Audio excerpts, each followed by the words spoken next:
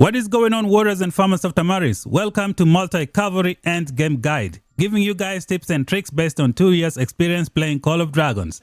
This is going to be episode 2 in the series. Episode 1 showed you guys how to use Lilia Thea efficiently in the open field. Today I'm going to show you guys how to use your multiple cavalry marches to get the best value against your enemies. If you're new to the channel, make sure you subscribe for more content, turn on the bell notification and never miss out. Like the video, share it with your friends. Drop some comments down below. Let's get started. Alright, warriors of Tamaris, 5 March Cavalry is the most dangerous team in the whole of Tamaris. It is the craziest destroyer in the entire game. They can pretty much melt anything within seconds. Let us go to the training camp and see what Unyielding Rush is going to do for your multiple cavalry marches. Unyielding Rush says, march speed increases when approaching the target legion. After colliding with a ranged legion, the hero commanding this legion gains 1000 rage and gains valiant. For each attack received from a ranged legion, the legion deals 15% more damage, maximum 75% for 10 seconds. Rush can trigger once every 10 seconds. While rushing, a legion cannot be intercepted and takes 80% less damage, but it cannot launch any counter attacks. For those of you that didn't know, Cavalry got so many buffs in the previous update. They have just become insane, especially when charging towards ranged units. Now, to summarize everything that we have over here, every time you charge with your cavalry, you are going to trigger Unyielding Rush. It's a moment where you move faster towards your enemy. When you collide with that enemy, one of two things is going to happen.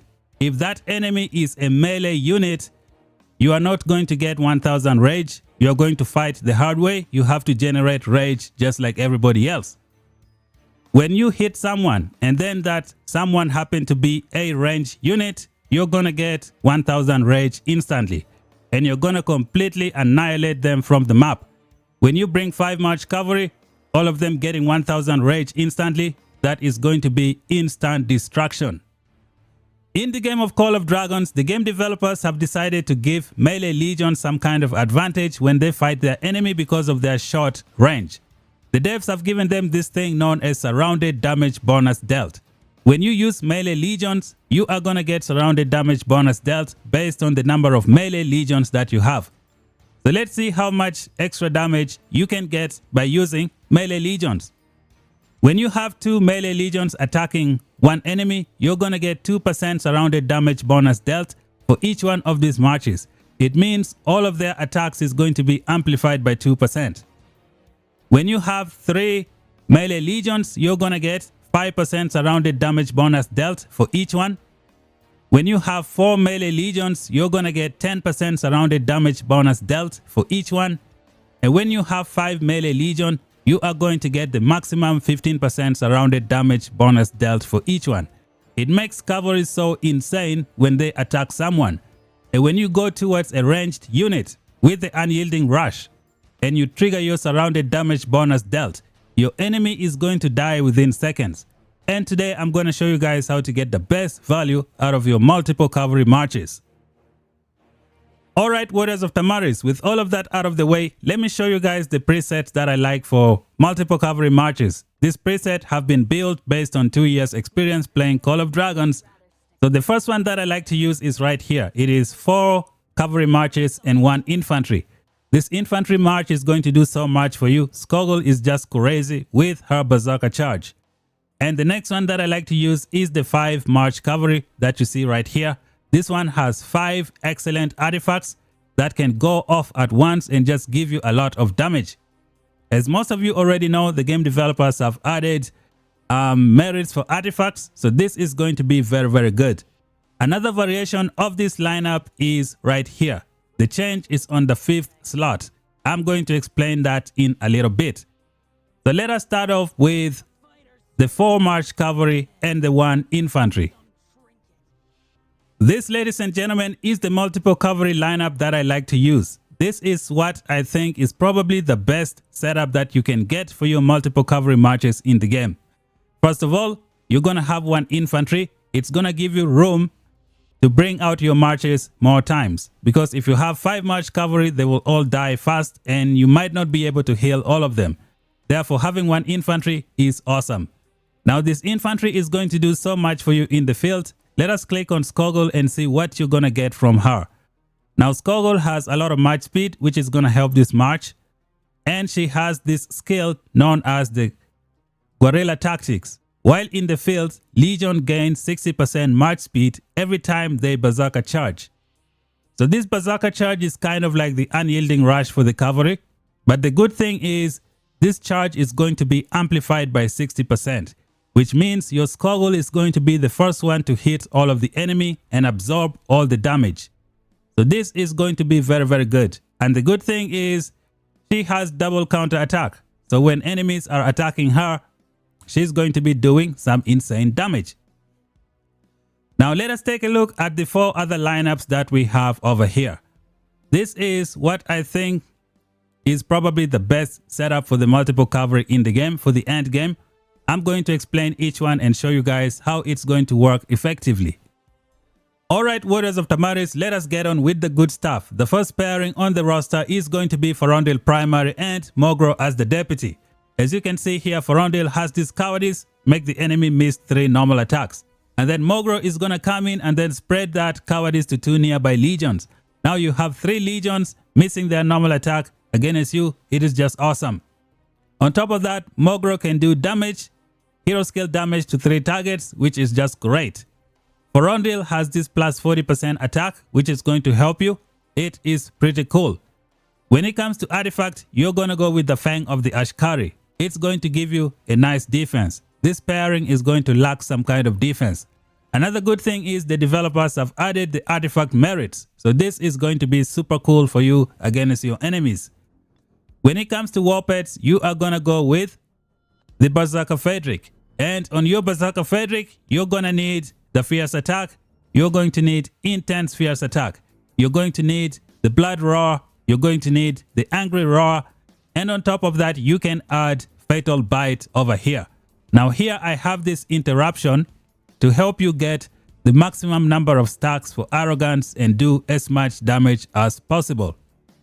Pairing number 2 on the roster is going to be the good old Emrys and the Bakshi. This march is going to be crazy. It's going to be the one that's going to give you a lot of merits. Now that is because of the faster rage regeneration. This march is going to be on their 2nd rage skill cycle before everybody else, which is why they are going to do a lot of damage. And Emrys has this 4th skill known as Shadow Raid.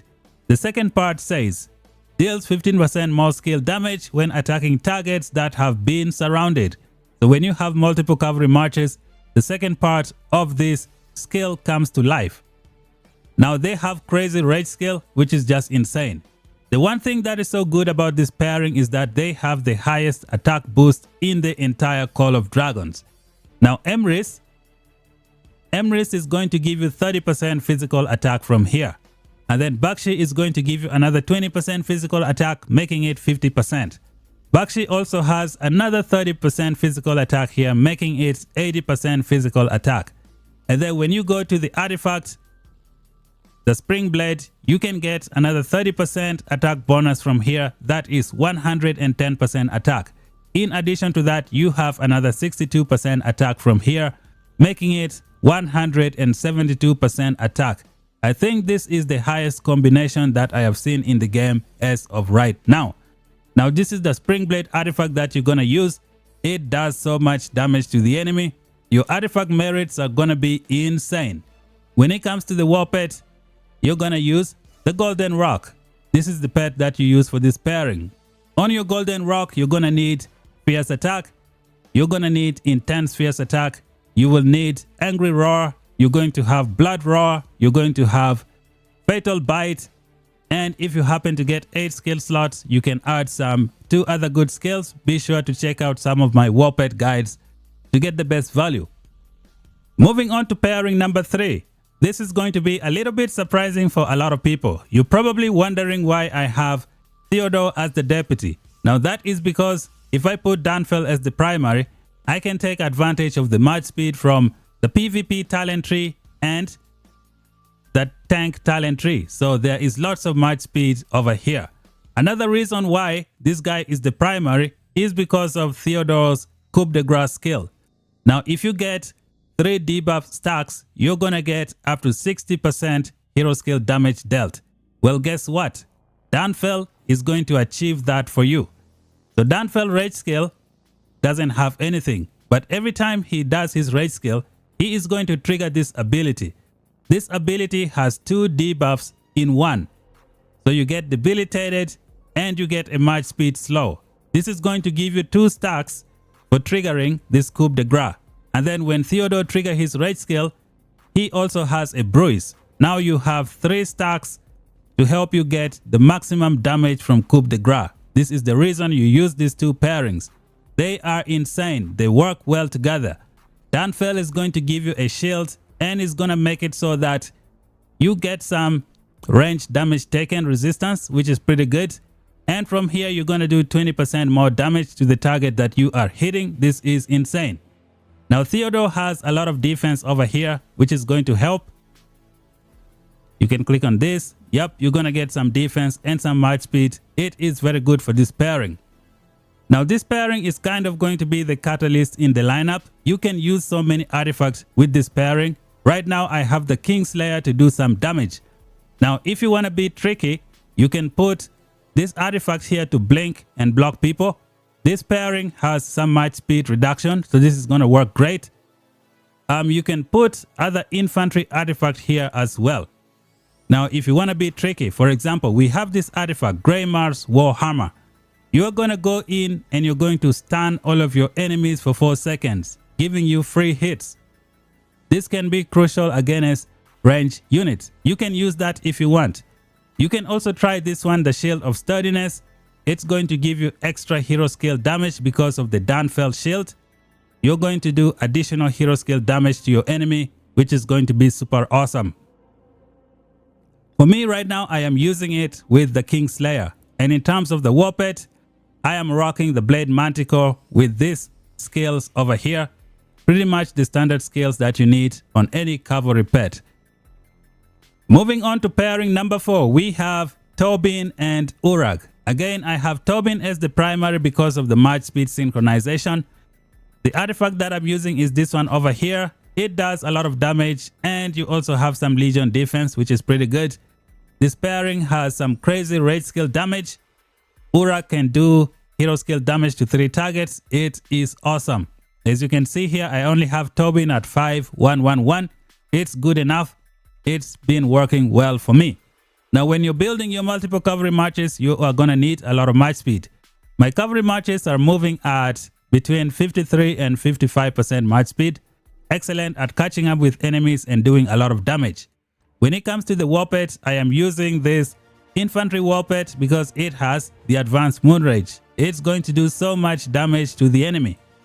The Moonrage is another good skill, especially for your heroes who do a lot of hero skill damage, which is why I have it on this pet. So this is going to be lineup number 4. The 5th pairing in the roster is going to be the Skogul, who is going to do so much for you in the open field.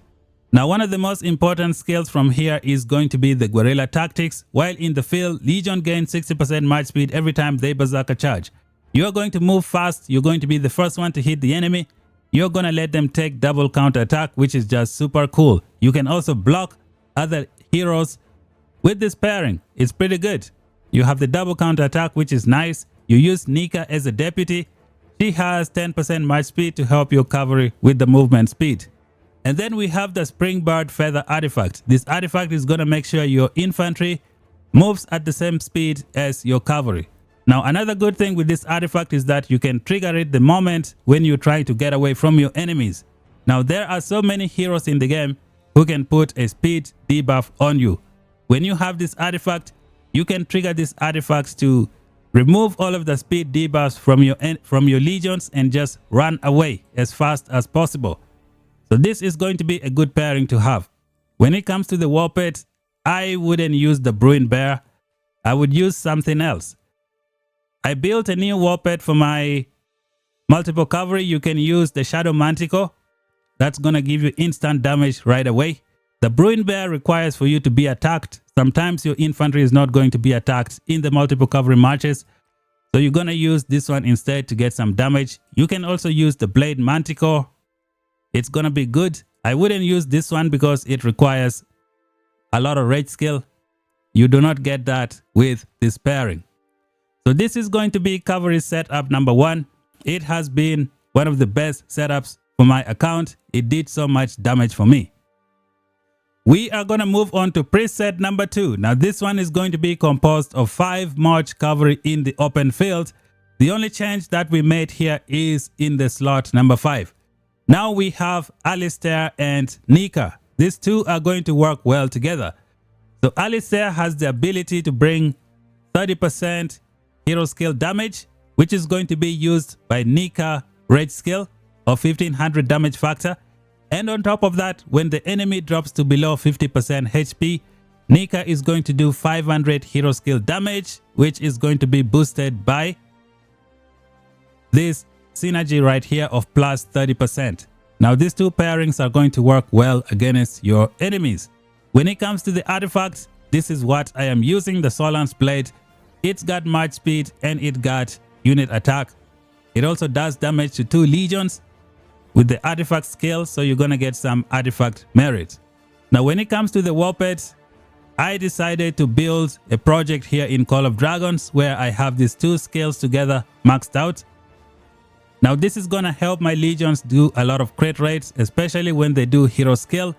Now this pet is good for this pairing because this 2 crit rate is going to crit Nika awakening skill of 500 hero skill damage. It's going to crit Nika hero skill damage, and it's going to crit Alistair rage skill that can do damage to 3 targets. So this is the pet that I have built. I'm still building it. Gonna take this one to 2 or 3 stars. Gonna add some crit rates over here, fatal bite, depending on the number of spaces that I get over here. Now this pet, I can also use it with my archers to give my archers some kind of hero skill crit. I think I'm going to explain it in a future video. The reason I decided to put it on Shadow Manticore is because I can use it in so many places. But for now, it's going to be used on this cavalry pairing that we have over here. Everything else is the same as before. I have explained all of these marches. This march, I use it when there are not many infantry enemies on the field. I just charge towards them, unleash 5 devastating artifacts. Enemies just melt like butter. It is one of my most favorite lineup for instant destruction. If I see someone coming next to my city and I want to annihilate them, I just unleash this. Within 5 seconds, they are completely dead. So this is another good lineup to use. The next lineup that I have is another variation of this lineup right here, except this time I made change in the last slot, and I'm going to explain why. So this is what we have over here. We have Alistair and Nika. And over here you can see I have Nika primary, but here we have Alistair as the deputy. So let us make some changes over here. I'm going to take out Alistair and I'm going to put Nika's brother, aka Mr. Nico. Now I think a lot of you are probably laughing right now.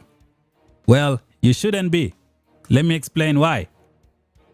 So Nika is going to get access to her skill talent tree. We are using cavalry. There is no infantry here. We have the springboard to bring some march speed and some HP for some support.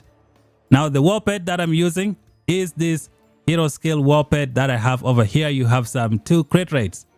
Well, guess what? When the enemy HP drop to below 50%, Nika 500 is going to get a crit from this warped. Her hero skill is going to get a crit from the warped. When it comes to Nico, his rage skill is going to get a crit from the warped. But guess what? Nico has this awakening skill that lets him do 200 hero skill damage every time he gets a defense break. So this skill also makes the Nico awakening become critical. So now you have so many things here getting critical because of this pet and these 2 skills over here. It doesn't happen all the time, but it happens. I've been seeing it a lot on the field. So now you have your lineup here. You have Forondil as the primary. He has a defense break. When he does defense break, Nico awakening skill comes to life. He gets 200 skill damage.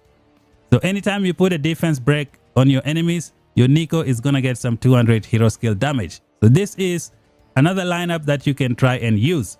But overall, I think this would be the best for the open field because here you can make so many changes. You can put Magrat as a deputy if you want. Magrat is going to do some work here. You can change the pet. With the new Magrat end of season skill, this pairing is going to do so much for you in the open field. You can put your Kinara here as a deputy if you want. You can put Indies. You can put your Indies there if you want. But for me, this is what I would use. I would use Nika over here because she is just awesome. Mine is Awakened. The damage output is just great. So these, ladies and gentlemen, are the 3 endgame lineups that I would use. In the future, I think there will be some new cavalry added in the game and this could change. But for right now, this is what I think has worked best for me based on 2 years experience playing this game. This is the place that I would make the change, as you can see over here and over here in the last skill slot. So this is it, guys. Up next, we're going to check out some talent trees. Alright, Warriors of Tamaris, it is time to check out the talent trees for all the pairings that I just showed you in the game. The most important thing is that you need a lot of march speed for your cavalry. You need to build them with a lot of march speed. The faster you can move, the faster you can catch up with an enemy. The faster you can move, the faster you can get away from the enemy. The faster you can move, the faster you can use your surrounded damage bonus damage dealt as fast as possible. So let's see, how much march speed do we have over here? Forondil has 20% march speed from her skills, his skills I mean. So when we go to the talent tree, this is what the talent tree looks like. You add up all the speeds over here and it's going to add up to 54% march speed. One of the good things about this control tree is the blind sight ability. It's going to slow the enemy down by 30%, preventing them from getting away. We have a defense break over here that can be used by all of your legions and can be used by Nico and his awakening skill as well. So that's pretty good. You have reticent that's going to prevent the enemy from casting a rage skill. You could kill them before they even cast a rage skill on you, which is pretty good. You have another 15% hero skill damage bonus dealt. It is just fantastic.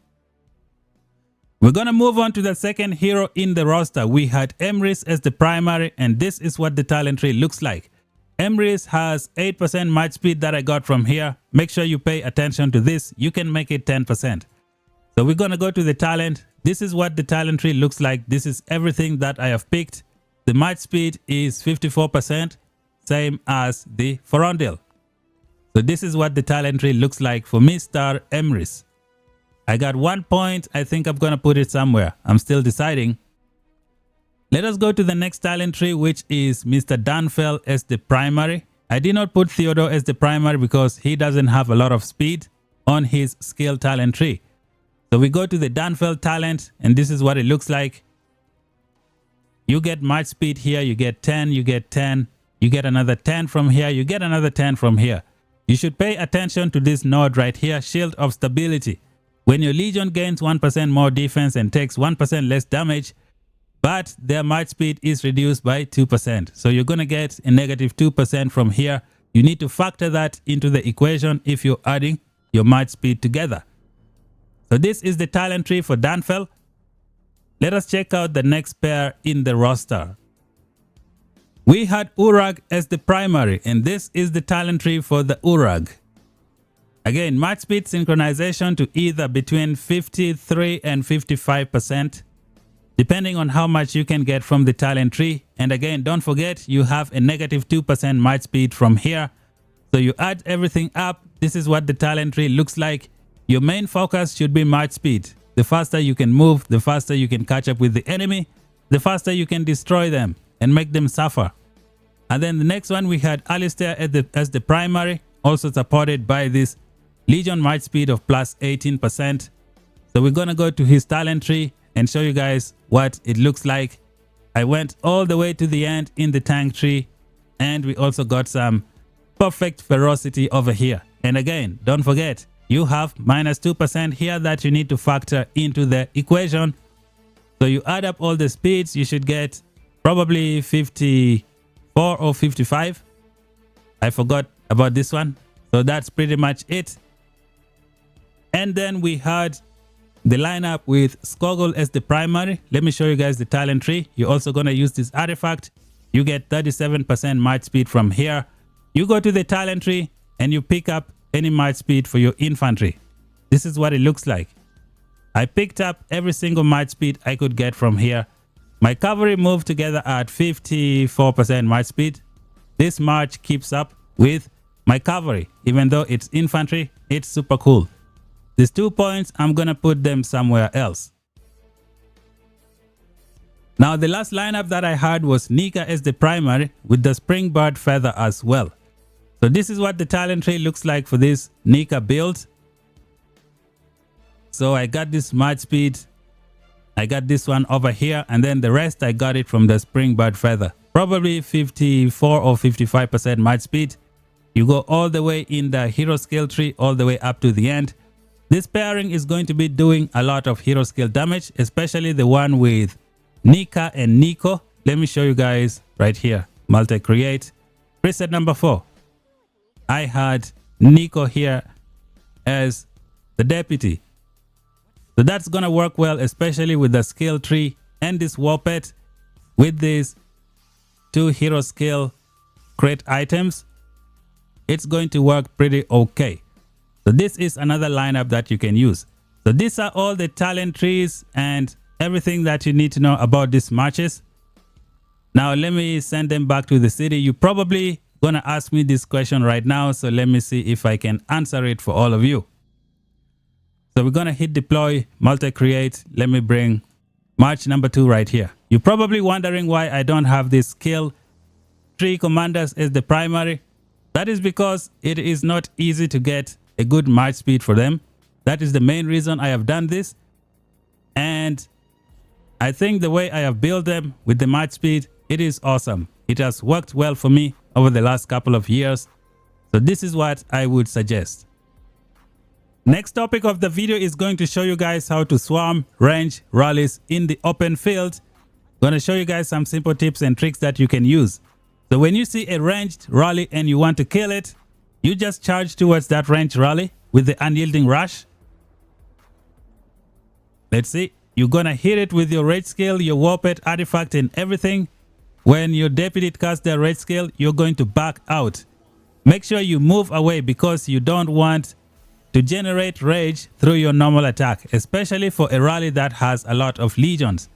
So you're going to move away and then use your unyielding rush. What did I just click? So let me bring everybody back here, and then you go back to that range rally and just kill it with unyielding rush. So you're always going in and out. You go in, you trigger your both rage skill for your primary and the deputy, you trigger the pet talent skill, and then you back out. You charge your unyielding rush, then you go back in again, just back and forth. This is how you can swarm range rallies and get some good value. The final topic of the video is going to be some mistakes, and I'm going to show you guys some fighting tips and tricks for when you use multiple cavalry matches. Things that I have learned playing this game for over 2 years. Every time you attack the enemy, make sure you go with all of your 5 marches at once. Use unyielding rush to hit the target because you want 15% surrounded damage bonus dealt. And when you're fighting your enemies, make sure you pay attention to the unyielding rush number. I'm going to show you guys right now. So my unyielding rush has charged. So we're going to go back and attack the enemy. You're going to see some number up top. There you go, surrounded X5. That is what you want to see every time you attack an enemy. Sometimes when you're attacking an enemy, 3 of your legions will be hitting one target and the other 2 will be hitting somebody else. If you recognize that, make sure you back out and then you go back in again. Okay, what is wrong with this darkling? So you back out and then you go back. Just trigger your unyielding rush and use it to destroy your enemies. So that is the tip that I have for you. The next tip is going to be related to the blink artifact. Sometimes when you use the blink artifact, it's going to isolate one of your marches. So you need to be careful when you use the blink artifact, because 4 of your legions will be attacking the same target, and the one with the blink is attacking somebody else, making you miss out on a lot of damage in the process. Another thing you should recognize when fighting in the open field is to try to avoid any enemy who has Goresh and Skogul. You don't really want to attack this march with your multiple cavalry. Why? Because Goresh has this crazy hero skill damage that's gonna hit you every second. And Skogul has the double counter attack, which is bad for your cavalry health. So stay away from a Goresh and a Skogul. Only attack them when they drop down to below maybe 20% or 30% HP. Every time you fight your enemies, you should make sure you have your Springbird Feather always ready to help you out. Sometimes you're gonna need to escape your enemies. Sometimes when your enemies hit you, they are going to put a speed debuff on you. You just trigger this artifact. It's going to clean all the negative speed debuffs on your legions, and then you get out of the fight and run away. Another trick you can use with your multiple cavalry is to take advantage of the unyielding rush, especially if you want to get away from multiple enemies who have blocked you. Just look for a nearby Darkling, or you see anyone who is nearby. Use your unyielding rush to get away from them. You trigger the unyielding rush and then you get away from all of your enemies. That is how you can escape getting destroyed sometimes when you use multiple cavalry marches. I have seen so many people make so many ridiculous mistakes when using their multiple cavalry marches in the open field. And I'm going to show you guys one example right now. It is related to the unyielding rush. Thing is, some people, when they charge towards an enemy, they trigger their unyielding rush, then they cancel it right before they hit their enemy. So this is going to make you miss out on the 1000 rage that you just wanted to use. So for example, we have this ranged legion right here. So I'm going to charge towards it with the unyielding rush, and then I cancel from here. So I just cancel it. Now I attack this ranged legion. I don't have any more unyielding rush. As you can see here, I am starting to build my rage again. So this is something you should avoid. I have seen so many people do this in the open field. It makes me cringe. Every time you charge towards an enemy, make sure you don't cancel it as soon as you trigger your unyielding rush. Like right now, I cancel again. And then if I start fighting, there is no unyielding rush and I have to build rage the hard way. So this is something that you need to avoid with your multiple cavalry. There is one more trick that I want to show you before I end the video. So let's go over here with all of these cavalry marches. I don't know why the game developers haven't fixed this yet, but you know, it's in the game, so you should use it. It's some good stuff. You can use your cavalry to move fast by attacking Darkling that is in a different area, especially if you're on top of a platform or you're on the other side of a river, or if you just want to move without being intercepted. So as you can see here, I am on this platform and this Darkling is on the other side of the platform. I'm going to use the unyielding rush to move fast, bypass everybody and just go where I want to go. So here we go, guys. I target this Darkling. Take a look at this. Look at my unyielding rush. My legions are moving so fast. Look at Skogul with the gorilla tactics. Skogul gets 60% increase in march speed when she charges. Look at her going in front. So now I can cancel and just go about doing my business. I just cut so much time by using the unyielding rush glitch to move from one location to the next. Now see, I'm trying to get back home and the march speed is not as fast as the unyielding rush. So this is one of the tricks that you can use for your multiple cavalry marches. And this, ladies and gentlemen, is the endgame guide for the multiple cavalry in the Call of Dragons. I've been playing the game for almost 2 years now. These are the things that I am doing right now. This is how I think you should build your cavalry. I have seen so many people with a lot of good heroes, but they don't know how to pair up their cavalry. Make sure you share this video with them. Help them get some good value in the open field against your enemies. Now I'm going to be uploading other endgame guides. Make sure you subscribe to the channel so you don't miss out. Like the video, share it with your friends. Until then, talk to you guys in the next one. Bye bye for now.